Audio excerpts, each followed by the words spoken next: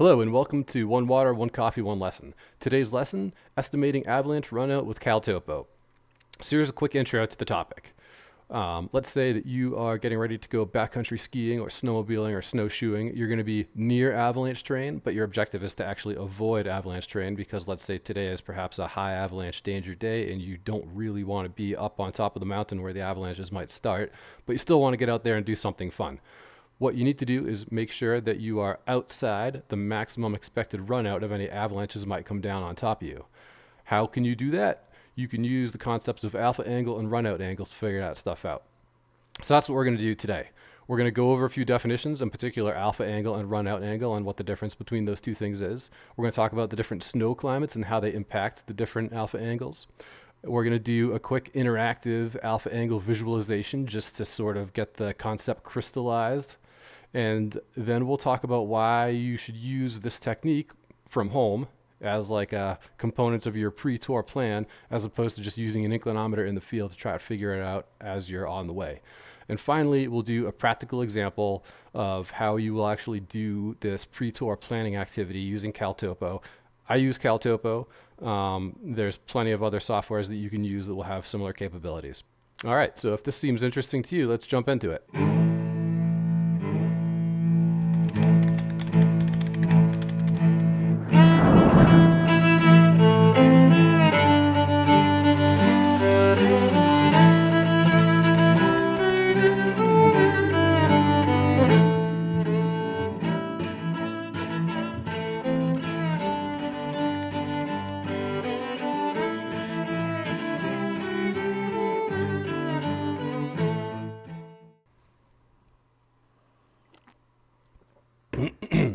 Okay, so let's jump into some definitions. What is alpha angle?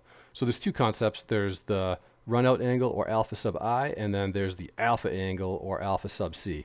The main distinction between these things is alpha sub I is given with respect to where you presently are standing. So like if we look at this diagram right here, here is an individual standing downhill of where an avalanche might start, and they are looking uphill to where they believe the avalanche might begin. If you take the angle that is created by looking from your present position to the top of the avalanche and the horizon, that gives you the alpha angle or alpha sub I. So that is all given with respect to your present position. The notion of alpha sub C is the alpha angle that you get when you actually measure where a big avalanche stopped. So runout angle alpha sub I is with respect to yourself, your present location. Alpha angle alpha sub C is where you actually find the end of a big avalanche. Now, alpha angles for real life big avalanches tends to vary from one snowpack to the next. You can see this table right here actually shows you what those angles tend to be. So in the continental snowpack, you get an alpha angle of 19 for a big avalanche. In a maritime snowpack, you get an alpha angle of 23 for a big avalanche. That's going to be important when figuring out whether or not your runout angle puts you within the end of the avalanche or not. So how do we put these two concepts into practice? In short,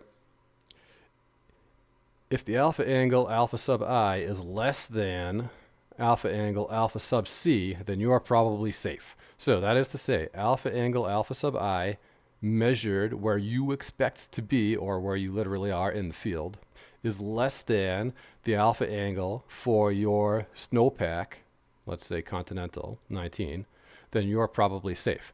If the alpha angle alpha sub I is greater than the alpha angle for your snowpack, then you're in the way of a big avalanche that might come down on top of you. Now let's drill down into the snow climate alpha angle concept. Basically, different snowpacks have different moisture contents and different characteristics, and some of them will run longer and some of them will run shorter in general. So the continental snowpack produces the longest running avalanches, the maritime snowpack produces the shortest running avalanches, and the intermountain snowpack is somewhere in between. That's reflected by these alpha angles that you can see here in this table. As kind of a silly mnemonic device for remembering this stuff, you can imagine a continental snowpack as being less sticky. So imagine the snow is drier and lighter. It's less sticky. It runs the longest. It's got the least amount of friction. The maritime snowpack has a more sticky snow. It's got more moisture content. It's more sticky. It's got more friction. It runs the shorter length. And then once again, intermountain is someplace in between.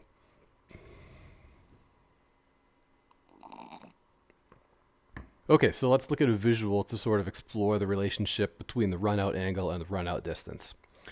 So here's kind of a silly diagram that I've concocted. The brown line represents the mountain slope, and the red line is you sighting from your present location to where you believe the avalanche is going to start. So the alpha angle is formed by this little arc right here between the red line and the x-axis.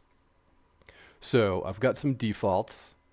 Continental snowpack, intermountain snowpack, maritime snowpack.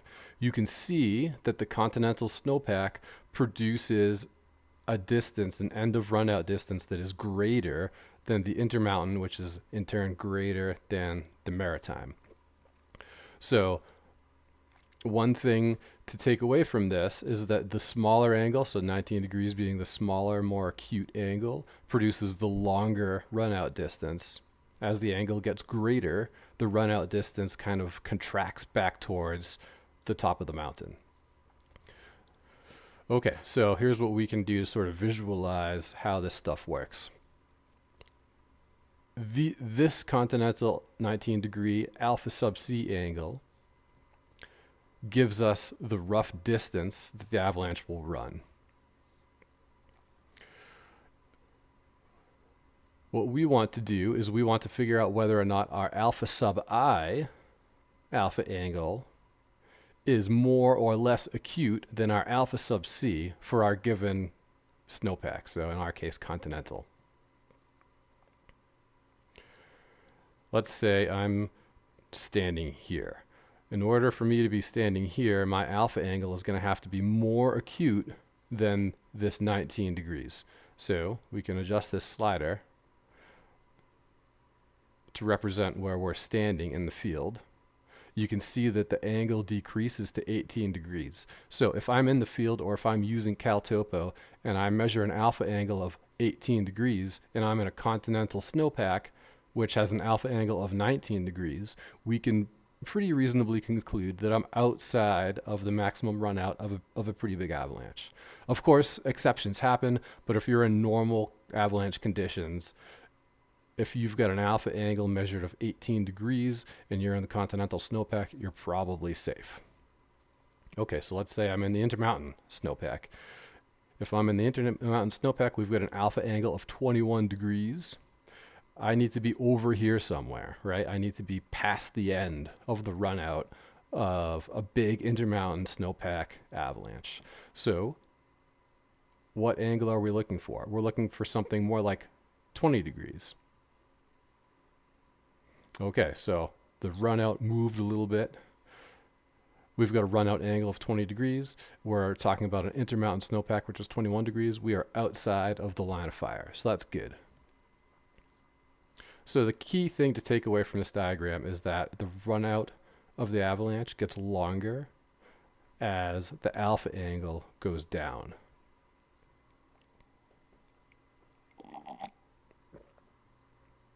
All right, next agenda item. Why use CalTopo at home rather than just using an inclinometer in the field? So CalTopo is a tool that's good for planning things in advance. What you can do is you can sit down at the computer without being in any kind of a rush and figure out your tour plan. And you can even figure out a couple of plans B in case you get to the field and find out the conditions are not what you were expecting. That way, once you're in the field, you can easily just default to plan B without having to make any kind of like hasty snap judgments without really having all the information at your fingertips. So in general, just planning your tour before you show up into the mountains is the right thing to do. you can integrate into your tour plan some of this alpha angle stuff. You can pre-compute the areas of the mountain that you think you should be in or should not be in, and you can mark that stuff on CalTopo. You can bring it with you into the field using the smartphone app, and you don't really have to do that much thinking when you're out there in the field. So I imagine that it's windy or it's cold or the visibility is too poor to even see the top of the mountain. You are either going to be not able to take an alpha angle in the field, or you might just like not really be inclined to. Standing, above tree line in the wind with the snow blowing in your face is like not really the conditions that sort of encourages one to like take their gloves off, fiddle with smartphones or fiddle with fiddly devices and try to decide what your tour plan should be. If you've got a couple of tour plans lined up and you can choose, okay, I'm going to stick to plan A, I'm going to go with plan B, and you figure that stuff all out the night before, then you're just that much more likely to make the correct choice in the field without having to take any shortcuts and make a bad decision in the field.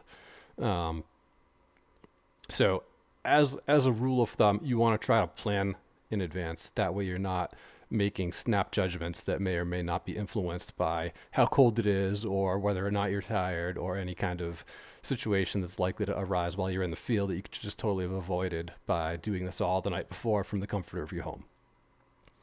All right, so that's sort of the general philosophy. As a very practical, concrete consideration, if you're shooting an alpha angle in the field, you might already be in the line of fire. If you're standing at the bottom of the slope and you're looking at the top saying, okay, that's where I believe the avalanche is going to come down from, and then you compute an alpha angle of, 25 degrees, well, you're already in the line of fire. If a moose walks by and remote triggers an avalanche while you've shot that 25-degree alpha angle, you could get avalanched. It's obviously there are situations where you find yourself in a part of the mountain that's not exactly what you planned, and mistakes happen. But generally speaking, if you figure this stuff out at home without having to be potentially in the line of fire, then you have just avoided a potential bad situation and built yourself in a whole bunch of extra safety margin.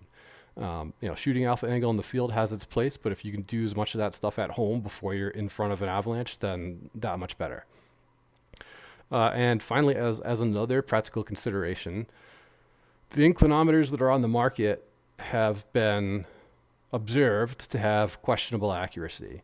There's all kinds of inclinometers. You can get apps on your smartphone. There are devices that you can strap onto your ski pole.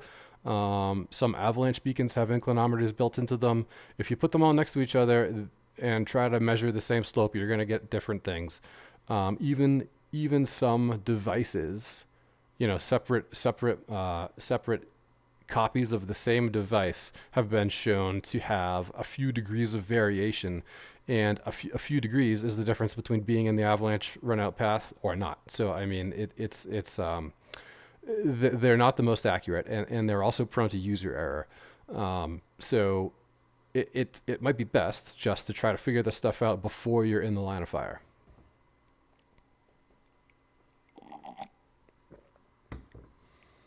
All right, so now let's get on with the practical. Let's look at the following example. So here's CalTopo. What we're looking at here is North and South Diamond Peak, which are in Cameron Pass in northern Colorado. So these two mountains are pretty popular places for backcountry skiing, especially in early part of the winter. Since they're in northern Colorado, they tend to get a lot of cold, dry snowstorms. So you get pretty good conditions early in the winter, and there are numerous options for skiing in all kinds of conditions. So it's a pretty interesting example. This is a place that I've skied many times, and these are decisions that we've made. These are not contrived. These are like real decisions that my wife and I find ourselves contemplating, and then trying to make the right choice in the field or even at home, planning the tour the night before. So let's kind of take a look at the terrain. So here's North Diamond. It's the bigger of the two. It's a little bit less steep, but there still is a big fetch area towards the top of the mountain. So you can imagine the right conditions producing some wind loading right up here, and then maybe getting some avalanches to run down this direction like this. You can see here on the compass, this is north. I'm going to flip out of 3D just so we can all get our bearings. So, all right, North is up. Here's the North Diamond, here's the South Diamond. It kind of wraps around. The predominant wind comes from the west and across the ridge like this. So you get a little bit of cross loading over here. You got some normal loadings over here. It's not super steep right here, so sometimes the leeward side of the mountain even gets scoured and there ends up not being a ton of snow there. But the South Diamond is much steeper. You do get a lot of snow loading on the leeward side here. There's a large above tree line area, so you can imagine, alpine conditions and a lot of avalanches coming down. South Diamond runs a lot. North Diamond a lot less so, but still you can see some evidence of historical avalanches just by looking in the trees. Like you can kind of tell something probably has run through here periodically, especially so on the South Diamond. You've got some big scars kind of poking down into the trees. There's all kinds of great lines to ski above tree line, but for the purpose of this discussion, we're going to assume today's a high avalanche danger day, and we don't really want to be above tree line, but we are looking to ski something below tree line because, once again, there's a lot of cold, dry snow. Even early in the season, there can be some pretty good tree skiing that should be reasonably safe even on a high avalanche danger day. So let's go back to 3D.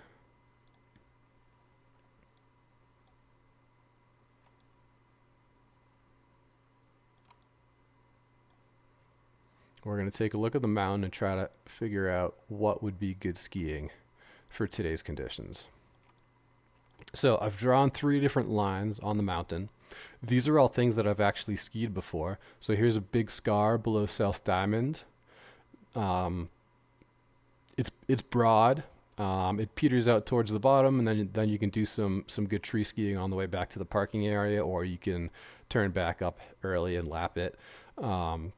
So this is nice because it's not really it's thinly treed, and it's good powder. It can be good powder skiing without really that much trees or obstacles if that's what you want to do.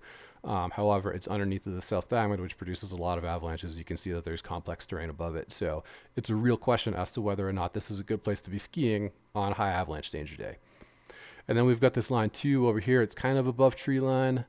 You can sort of see that the contours of the terrain will funnel avalanches kind of away from this knob over here and more like this way. And this is above tree line skiing. There's trees here, but a lot of them get buried by the snow.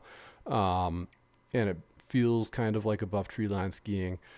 There's kind of some open shots, and then it leads you into the woods, and then there's all kinds of options down through the woods where you can either ski back to the parking lot or you can just lap back to the top again.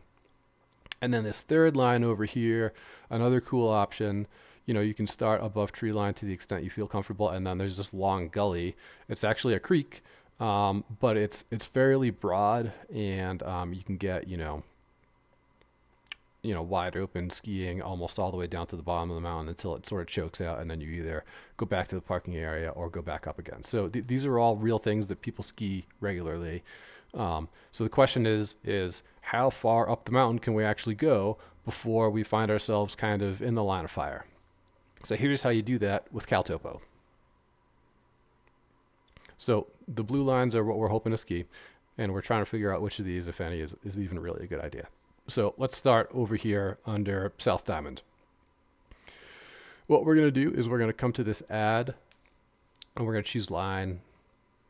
And what we do is you look at the map and you imagine where's an avalanche likely to begin.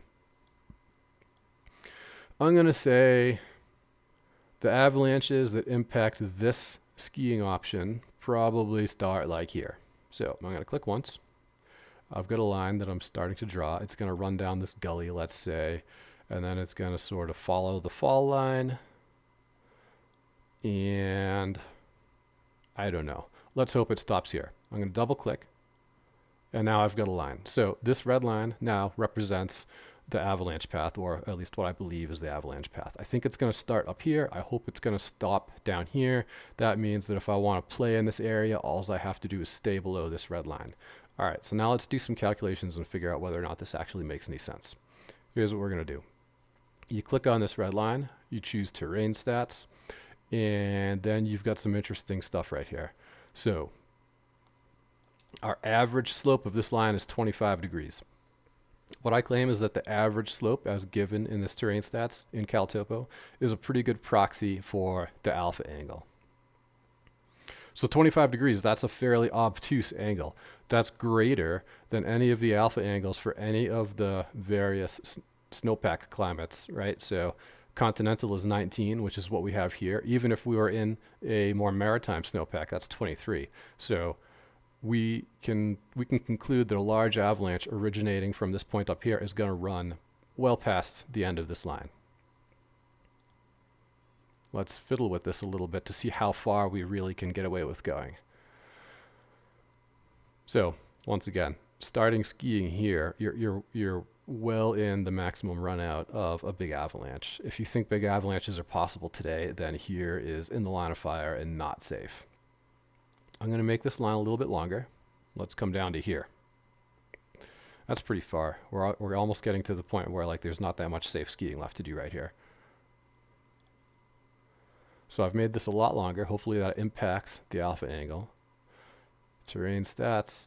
Okay, so 24. So it came down a little bit, but not that much. We are still at a fairly obtuse alpha angle. What we're hoping to get to is an alpha angle that's more acute than 19 degrees in this case. 19 degrees because we're in the continental snowpack. We can make this even longer. Let's edit again. Let's just, for kicks, go all the way down to here. And we measure again. Terrain stats. Okay, 23. So here's the deal. 23 would be just barely acceptable if we were in an intermountain snowpack, but we're not. This is continental. We need to get to below 19. So we need to be like to 18 degrees before we are outside of the maximal run out of a big avalanche. So here's the thing. And, you know, maybe in hindsight, this was pretty predictable. Let's crank up the global imagery a little bit. Maybe we could have predicted this, right? There's a very pronounced scar right here, and there's even another one that runs down like this. I don't think that's a creek. I think that's an avalanche scar. Let's go back to the topo map. Yeah, I mean, the creeks are highlighted on this map. This right here is a gully. It seems like avalanches can run at least to here, if not even further down the mountainside. And historically, we kind of have evidence that they do because you can see that there's no trees right here. So line number one on a high avalanche danger day, you can't really ski it safely. If you think avalanches might run from up here, then skiing over here is maybe not the best idea. Okay, so let's try to figure out whether or not there's another option. Let's scoot over to line 3.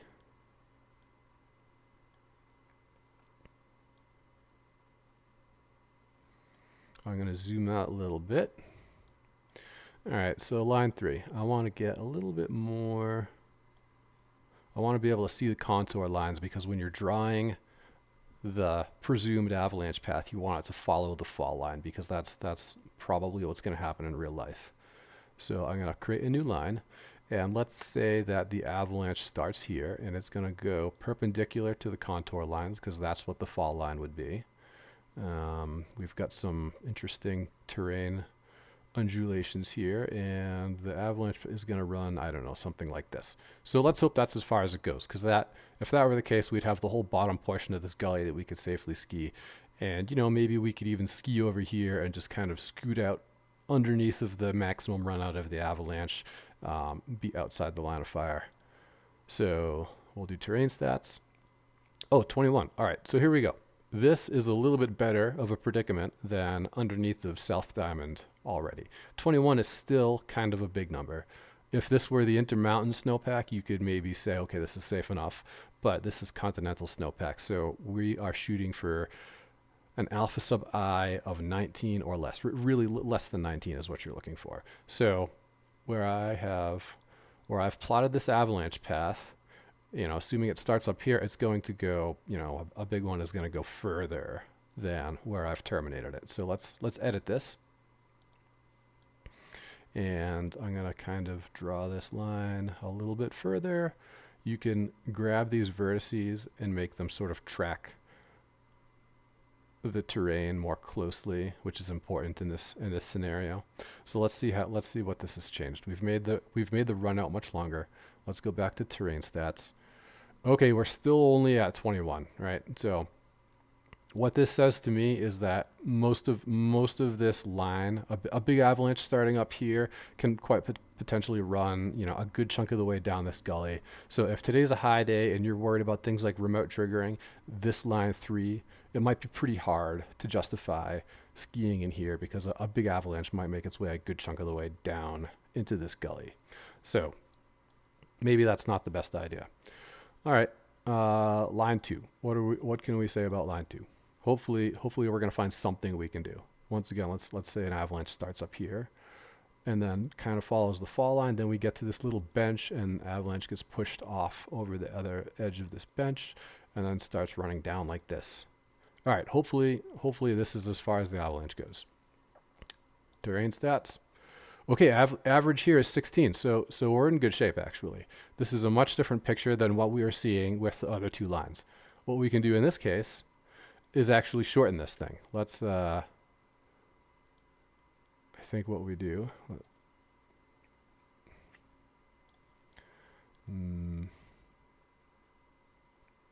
edit.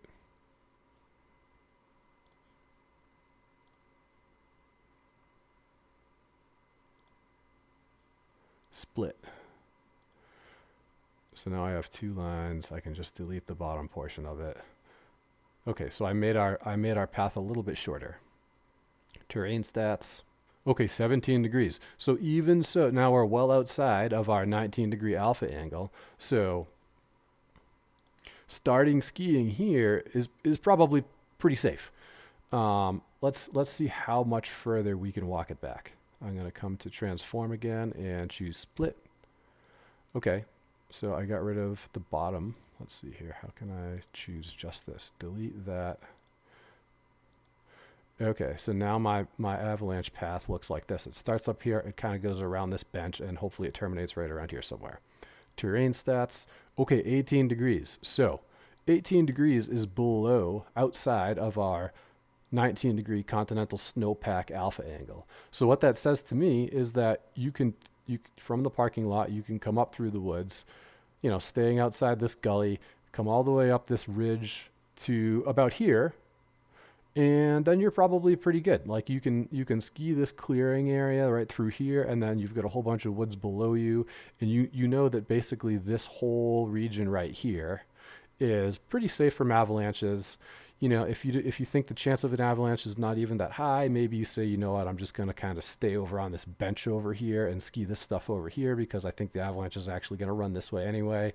And it would take a really big avalanche to come all the way to the end of this maximal potential run out. So if I want to do some skiing a little bit above tree line and then a bunch below tree line, this line 2 is maybe the place to be because even the biggest avalanches aren't really going to run that far down the mountain. So that's the practical example. It's a high avalanche danger day. The snow is going to be good, but you don't want to be caught in the top of the mountain where remote triggers are potentially going to get you even though you didn't even really go that close to the real avalanche terrain. You can sort of figure out where the safe zones are by doing something like this.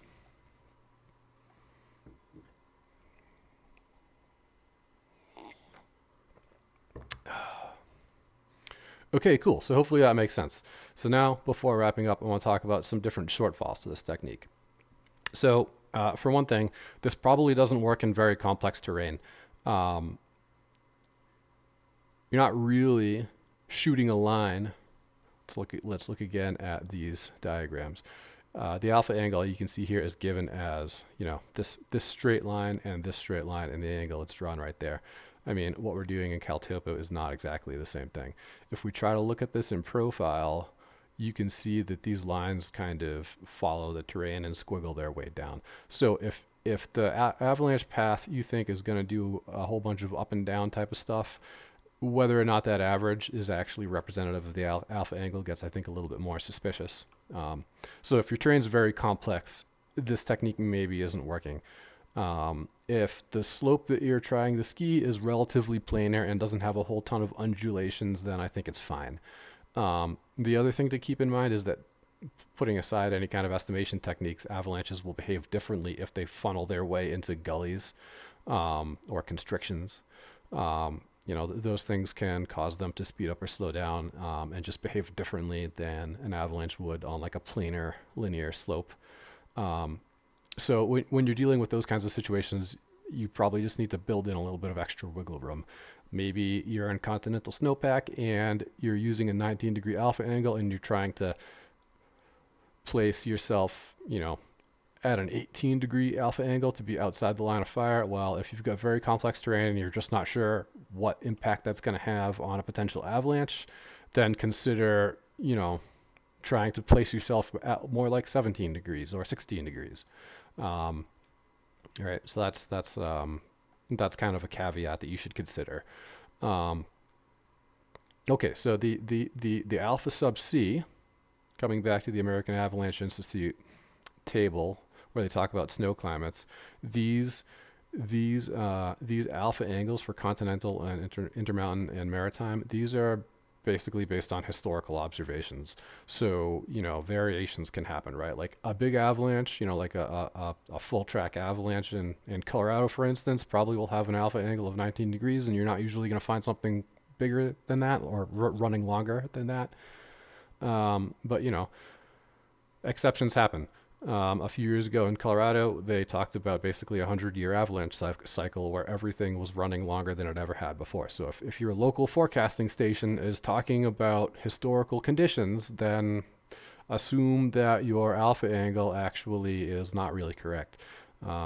If you're in Colorado, for instance, and they're telling you there's historical conditions, you might want to assume an alpha angle of 17 just to be on the safe side. So you've got to sort of take some of this with a grain of salt. And you've got to be willing to sort of adjust your plans and build in fudge factors and things like that.